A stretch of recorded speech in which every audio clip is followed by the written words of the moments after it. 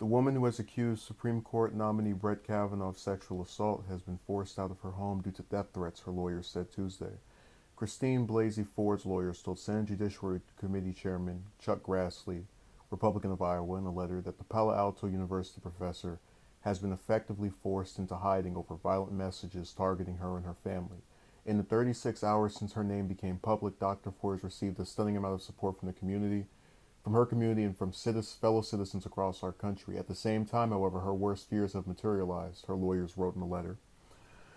She has been the target of vicious harassment, even death threats. As a result of these kind of threats, her family was forced to relocate out of their home. Her email has been hacked, and she has been impersonated online, the letter continued. Ford's lawyers said in the letter that she would not testify during a Senate Judiciary Committee hearing set for Monday until the FBI investigates her allegations of sexual assault against Kavanaugh. Republicans have been pushing for Ford to appear for the hearing next week to review her newly disclosed allegations against the Supreme Court nominee. Kavanaugh has said he is willing to testify at the hearing.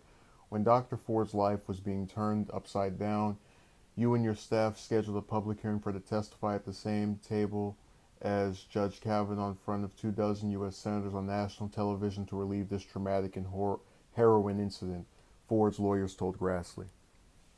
As far as the impersonations are concerned, there is a pretty lax rule where you can just take someone's picture and make a profile as them. That really it's a common thing that unfortunately people do. But I made it clear before that I needed proof before I could believe her claims. And I'm still open to believing them.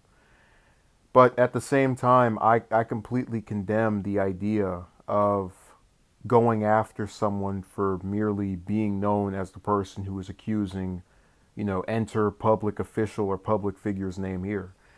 Because if you want to show support for Kavanaugh, and again, I'm someone who's not a fan of his at all, in terms of his philosophy and his positions, but if you want to make the case that this is someone who needs to be on the court, someone that you think you're behind, you're backing, why would you sabotage them by going up to whoever's accused them and going, how dare you come out with these allegations? Look, whether you believe it or not, the best strategy in terms of making sure this comes and then passes over is to have this testimony, to conduct this in a matter where the person's heard out. And then after you hear them out, or otherwise, after most of us hear it out, we come to our own conclusions. And if you don't believe it, then at least you gave the person the time of day. One of the things that a lot of the defenders of many people who've come out since the Me Too era began is that they like to say, well, if the person's scared and they're freaked out over a number of years to not say anything, this person's so powerful. Now, obviously, we can say, he wasn't powerful when he was 17, whatever. But the point is that this validates that argument. It's like the person who does not want to gain weight and just keeps eating fattening foods. It's this thing where you're working against the interest that you stated. So if you want these people to come out and not, wait such and such amount of time, make it to where when they do come out, they don't have to receive threatening phone calls and emails from the supporter of that person. And look, I know what it's like to like a public official and then have someone tell you something about them and then you get upset about it. Last year we had the claims against George H.W. and a few weeks ago we had the claims against Keith Ellison. Those are two people that I personally like, and that when I read the claims that were made, I didn't believe. But I still took the time to hear it, and I didn't go around threatening the person.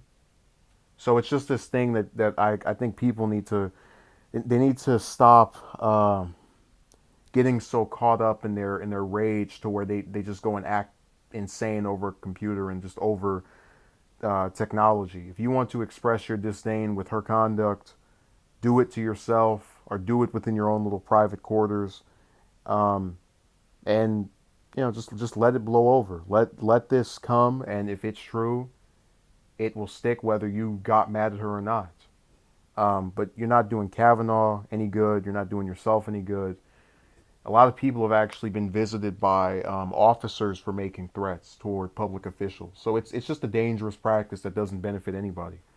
Hopefully, I doubt anyone will actually change their belief system, but you get the idea. I'm not a fan of his, but I think she should. That we shouldn't have his supporters going around or people that are mad with her.